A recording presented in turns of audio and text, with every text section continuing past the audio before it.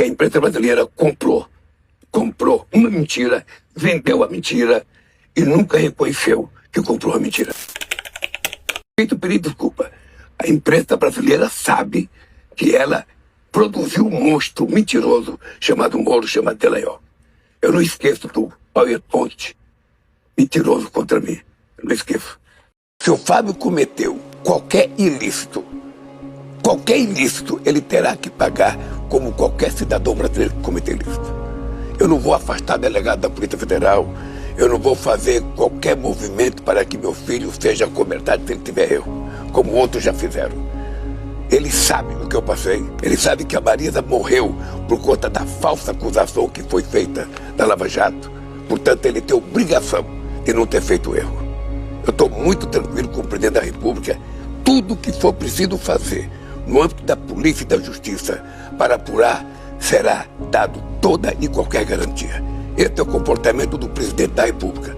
Não é do pai do Fábio, é do presidente da República, que tem que olhar para 215 milhões de brasileiros em igualdade de condições. Brasileiros não merecem algum tipo de explicação mais robusta diante de tudo isso que a Polícia Federal levantou até agora? Tralli, você é jornalista e você conhece isso melhor do que ninguém.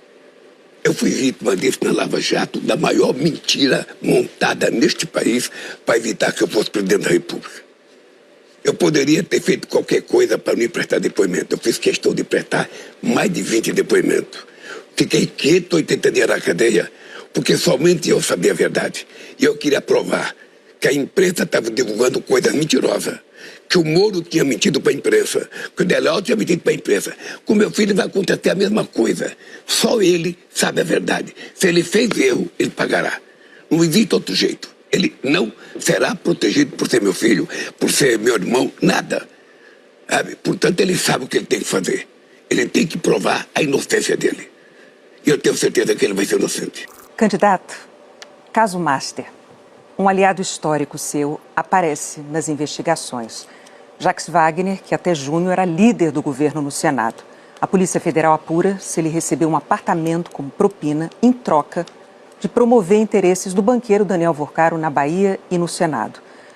Apesar dessa investigação, o senhor continuou demonstrando apoio e pediu inclusive votos para o Jacques Wagner. Por isso eu lhe pergunto, antes de pedir votos para ele, não é preciso aguardar as investigações desse caso, esclarecer de fato o envolvimento dele nesse caso? O Banco Master causou um prejuízo a esse país de 60 bilhões de reais. 60 bilhões, não foi 60 dólares, foi 60 bilhões de reais. Sim. E tem muita gente nesse país envolvido. Até agora não está provado que o Wagner tem relação com o Banco Master. O Wagner tem relação com o Augusto, que na época não era nem do Banco Master. O que eu não posso admitir para mim e aceitar é que eu possa fazer política vivendo de ilações todo santo dia. Você tem um processo, tem uma apuração, tem uma investigação, as pessoas são inocentes até prova em contrário. As pessoas são inocentes até prova em contrário. Se um dia, Renata, você for acusada, você torça para você ter amigo que acham que você é inocente até provar sua culpa. Mas pedir voto para ele antes das ele é senador da República. Ele é senador da República, é candidato à reeleição. É um homem que tem relação comigo há 45 anos, desde o tempo de sindicalista. Eu não posso colocar em dúvida o comportamento e a relação do Wagner comigo por conta de uma eleição. Não posso. E posso dizer, eu tenho consciência que o Wagner é honesto. Tenho consciência. Se ele cometer um desvio, vai acontecer com ele o que vai acontecer com qualquer pessoa. Vai pagar o preço do erro que cometeu. Eu não sou uma pessoa que mudo de calçada quando encontro um amigo que está sendo acusado de alguma coisa, não. Até prova em contrário, todos são inocentes. Ainda sobre esse assunto tão importante para o Brasil, que se chama Previdência Social, além de todos esses descontos indevidos, essa fraude bilionária, né, que começou em 2019, 23, 24, foi descoberta só depois. Tem um problema sério hoje ainda no Brasil que afeta aposentados e pensionistas, que é a fila do INSS. Quando o senhor assumiu esse terceiro mandato, o senhor prometeu zerar essa fila, não zerou a fila. Hoje ela está na casa de 1.300.000 pessoas. Então, eu pergunto ao senhor, o que é que o senhor vai fazer, se reeleito, para oferecer mais qualidade nesse serviço essencial para os brasileiros? Se você prometer que vai a Brasília, eu a semana que vem vou anunciar que a fila zerou. A espera de 45 dias vai estar apenas em 251 mil pessoas, que é o normal. Você não pode deixar de dizer, Trali, que no meu governo, os aposentados recebiam aposentadoria, recebiam uma carta em casa dizendo: você tem tempo de aposentadoria, pode me receber. Uma mulher que dava à luz, ela recebia o pré-natal quase junto com a criança. Uma pessoa que estava doente era imediatamente. As pessoas recebiam em carta os benefícios. Eles desmontaram o Brasil, desmontaram a Previdência. Nós chegamos, tinha 3 milhões de pessoas na fila. E nós vamos entregar agora a fila terminada na Previdência Social. Você está convidado antecipadamente para ir a Brasília assistir o ato em que a gente vai comemorar com os aposentados. A semana que vem. Quero muito ouvir o senhor sobre a crise nas estatais. As estatais brasileiras federais estão acumulando um prejuízo de 20 bilhões de reais no seu governo. E o caso mais emblemático, mais grave, é o dos Correios. Já são 4 anos seguidos de prejuízo. É um rombo histórico, são 15 bilhões de reais, candidato. A própria direção da estatal diz que parte da crise se deve à baixa qualidade na operação da empresa. Não ter eficiência num setor cada vez mais competitivo significa risco de prejuízo. O senhor considera vender os Correios? Deixa eu lhe falar uma coisa, tá? Você já era nascido em 1985. Desde 85 o Correio Brasileiro vive crise e alguém quer privatizar o Correio. O Correio é uma empresa muito importante para o Brasil, porque ela está em todos os municípios brasileiros.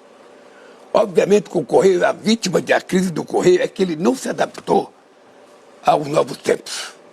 Não se adaptou. Surgiu muita empresa de fazer entrega e o Correio ficou na mesmice. Não só a gente está com uma nova administração no Correio, que está com a responsabilidade de fazer o enxugamento que for necessário, sabe, nas contas do Correio.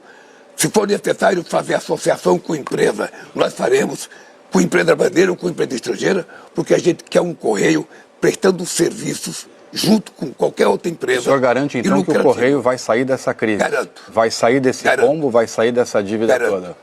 O senhor não considera vender? Não considera vender, Não então? considero vender o Correio, não considero. Candidato. Eu considero recuperar o Correio, sabe?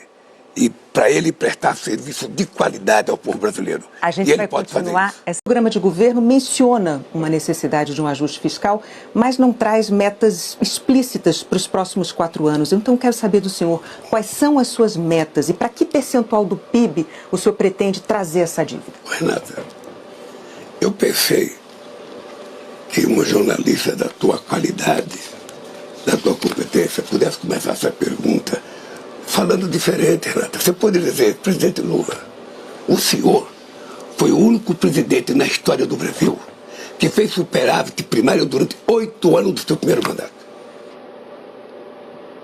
Dos países do G20, eu fui o único que fiz superávit primário durante 8 anos.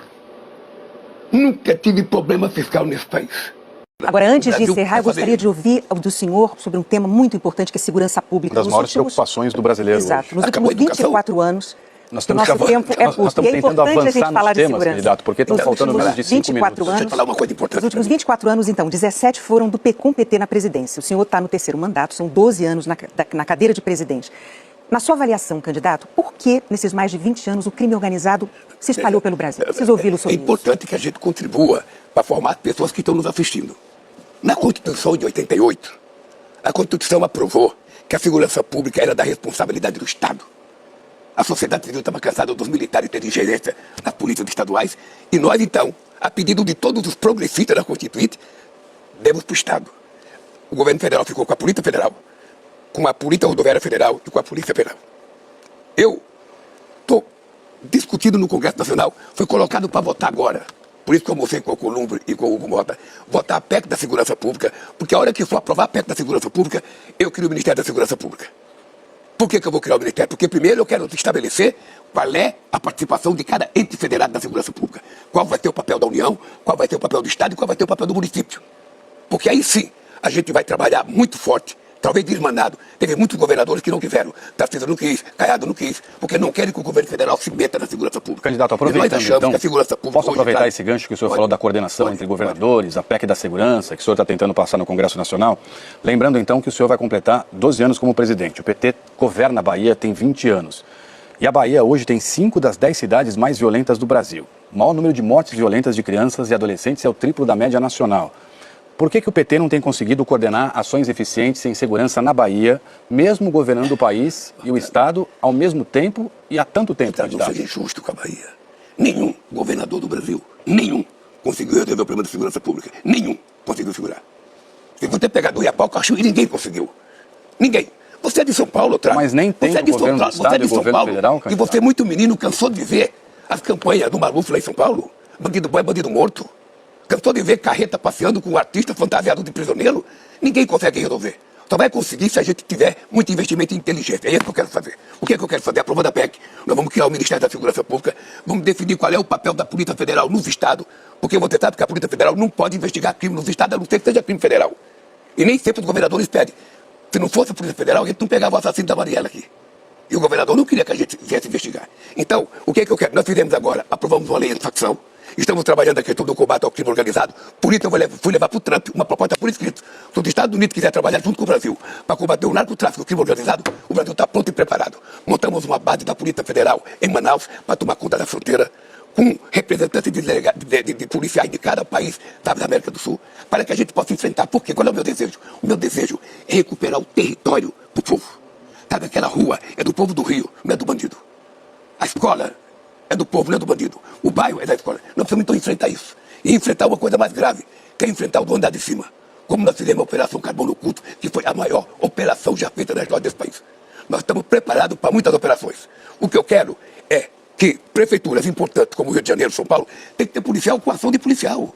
Não pode ficar o policial sem poder prender. Se a gente fizer uma combinação de criar uma espécie de SUSP da segurança pública e a gente trabalhar conjuntamente, eu posso te garantir que o povo brasileiro vai ganhar. E por isso que eu fui conversar com o Alcolumbre. Vamos aprovar a PEC. Porque aprovando a PEC, eu crio o Ministério na semana seguinte. E depois de criar o Ministério, não é que ele vai funcionar rapidamente, não. Eu vou ter que convencer o Danilo, que está assistindo o programa daqui, de que tem que colocar recurso, porque candidato, a gente tem uma polícia eficiente e a gente acabar com o crime organizado, a gente vai ter que ter muito dinheiro. Ele faz algo parecido quando ele é perguntado sobre segurança pública, né? Porque em dado momento ele pergunta, bom, mas na Bahia, que é administrada pelo PT, né? Então você tem uma dobradinha, governo federal e governo da Bahia, os índices de violência na Bahia são horríveis, são terríveis. Mas ali eu acho que ele acertou em dizer o seguinte, nenhum conseguiu resolver o problema. De fato, segurança pública é algo tão complexo que a esquerda não consegue, não dá conta, e a Bahia é o exemplo mais eloquente de como a esquerda, nem com o discurso que fazia antes, nem com a operação na prática que faz agora na Bahia não dá conta de resolver, e a direita também não dá conta de resolver, porque faz o discurso do prende, arrebenta, do bandido bom, bandido morto. Mas se fosse esse discurso que também resolvesse, o Rio de Janeiro era a Suíça, outros estados estavam bombando, São Paulo estaria bombando também. O problema é tão complexo que o discurso não alcança mais. E eu acho que o eleitor está cansado do discurso. Talvez se seduza mais com o discurso, ainda se seduza mais com o discurso da direita e não goste do discurso da esquerda, mas nos cabe aqui dizer que nenhum nem outro está dando conta desse recado. Por isso eu fui levar para o Trump uma proposta por escrito. Se os Estados Unidos quiser trabalhar junto com o Brasil para combater o narcotráfico e o crime organizado, o Brasil está pronto e preparado. Montamos uma base da Polícia Federal em Manaus para tomar conta da fronteira, com representantes de policiais de cada país da América do Sul, para que a gente possa enfrentar. Por quê? Qual é o meu desejo? O meu desejo é recuperar o território do povo. Sabe, aquela rua é do povo do Rio, não é do bandido. A escola é do povo, não é do bandido. O bairro é da escola. Nós precisamos então enfrentar isso. Vivo hoje, aos 80 anos, o melhor momento da minha passagem pelo planeta Terra. Eu tenho consciência do que nós fizemos nesse país. Eu tenho dito para todo mundo que se você pesquisar desde a proclamação da República até o dia de hoje, você não vai encontrar nenhum governo que fez a quantidade de política de inclusão social que nós fizemos. É muito estranho dizer que o metalúrgico sem diploma universitário é o presidente que mais fez a universidade nesse país. É muito estranho dizer que o presidente sem diploma universitário foi o que fez mais instituto federal nesse país. É importante dizer que quando eu cheguei na presidência, nós tínhamos 5 milhões de trabalhadores no mercado de trabalho com diploma universitário. Hoje nós temos 25 milhões. Eu quero chegar a 50. Porque eu quero que o Brasil seja exportador de inteligência e de conhecimento. Eu não quero que o Brasil continue exportando minério de ferro, soja e milho, que é muito importante. Mas é importante a gente exportar inteligência, que é isso que vai dar competitividade. Se você é uma pessoa que não sabe o que de fato está acontecendo na política no seu país e você só se informa pela Globo ou por canais tendenciosos, você vai odiar o PT, você vai odiar o Lula, você vai odiar a esquerda, de uma forma que você nem sabe o porquê que você odeia. Nessa sabatina que acabou de acontecer com o presidente Lula, a Renata Vasconcelos e o César Tralli, eles já iniciaram a sabatina como se o Lulinha fosse um candidato a alguma coisa nessas eleições. Eles foram de uma petulância, arrogância, até agindo com uma forma de desrespeito em se reportar ao presidente do país. Quando eles ficaram forçadamente falando do Lulinha, e o Lula manteve a sua postura como ele sempre falou. Ele vai pagar pelo que ele tenha feito. Ele vai pagar pelo que ele for condenado. Eu não vou ser o presidente, eu sou o pai dele. Eu não vou interferir na Polícia Federal como outrora foi feito. Se o meu filho for culpado, ele vai pagar. Foram perguntas maçantes, foram perguntas que dava a entender para quem estava acompanhando que eles queriam tirar o Lula do sério. Só que eles esquecem que eles estavam diante de um dos maiores estadistas do planeta. O Lula está acostumado a conversar com todo mundo o tempo todo. Achei que foi desrespeitoso a forma como eles abordaram essa entrevista. Tinha muitas coisas importantes para serem abordadas e eles ficaram perdendo tempo falando do Lulinha. Mas, porém, o Lula foi extremamente perspicaz quando respondeu desta forma para Renata Vasconcelos, quando ela o questionou sobre como vai ser feito para reduzir a dívida pública. E ela fez essa pergunta com um ar de superioridade absurda. Abre aspas. Renata, eu pensei que uma jornalista da tua qualidade pudesse começar essa pergunta falando diferente. Fecha aspas. O Lula queria falar mais de educação, o Lula queria falar mais da dívida pública, o Lula queria falar mais dos investimentos que ele já fez e que ele quer fazer, mas não houve tempo. Então eu sugiro que, se você ainda só acompanha política pela Globo ou por jornais duvidosos, pare. Pare, porque a Globo mostrou que eles são completamente 100% de direita. A postura, o posicionamento, as perguntas, a arrogância, a abordagem. Quando o Lula remeteu ao falso PowerPoint que eles fizeram sobre ele, o César Tralli faltou pouco, bateu o pé no chão. Sobre isso a gente já se retratou. Oi? Com uma equipe milionária? Vocês me fazem um PowerPoint daquele? Eles fazem perguntas de uma maneira que eles já estão acusando o outro. Eles não perguntam, eles já acusam. Sabe? Então, se você não sabe de fato o que está acontecendo, você se perde. Você se perde. Então, gente, vamos estudar. Vamos conhecer o nosso país, vamos conhecer os nossos políticos, vamos aprender em quem a gente pode depositar a nossa confiança, depositar o nosso voto. O voto é sagrado. É o voto que vai mudar a sua vida, a minha vida, a vida das próximas gerações. O nosso país, ele é riquíssimo. Ele só é mal gerenciado. Gente, que parada ridícula foi essa sabatina da Globo com Lula? Eu queria ouvir perguntas sobre plano de governo, sobre a intervenção dos Estados Unidos no Brasil, saúde, educação, soberania, né? Mas a condução dos jornalistas me incomodou muito. Depois de assistir aos outros 3 candidatos, achei a diferença de postura muito evidente. E Lula percebeu o jogo, porque foram várias perguntas, várias ilações sobre seu filho. E ele respondeu as mesmas perguntas. Se o filho cometeu algum ilícito, terá que responder. Mas lembrou também da própria história, da prisão injusta, de 2 PowerPoint mentirosos e de uma imprensa que ajudou a transformar Moro e Dallagnol em heróis. 2 personagens que fizeram um estrago enorme neste país. E aí veio para mim o grande momento da noite. Lula colocou o Banco Master na mesa e falou do silêncio em torno do caso. Aquilo foi um recado direto sobre o critério da cobertura, o silêncio da imprensa. Mesmo com uma sabatina tão voltada para ilações e acusações, Lula conseguiu virar a conversa. Falou da regulamentação das terras raras, de soberania um pouco, lembrou que o Brasil saiu do mapa da fome 2 vezes e recordou que seu governo quitou a dívida com o FMI. Bem, gente, Lula foi direto, não se intimidou e tomou o controle da narrativa.